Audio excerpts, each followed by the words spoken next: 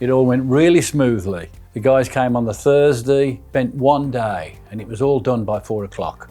And then the electrical guy sat down with us and went through the apps and everything with us. And at every stage, people from Project Solar were ringing up to check that everything was going as it should.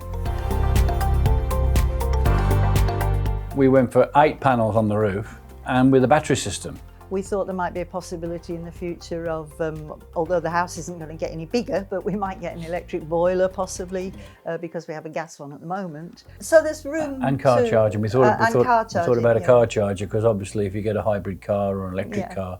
And one of the things that gave us a big kick recently was the rise in the energy prices. I mean, the absolute mess that it's all in at the moment.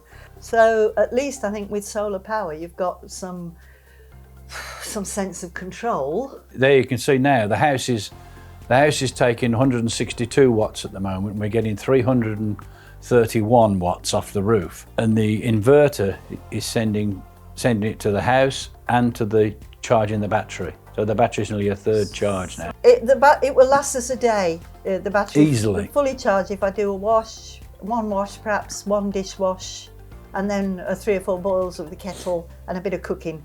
That the battery would cover all that. If it was a cloudy day, the battery would cover that. Yeah.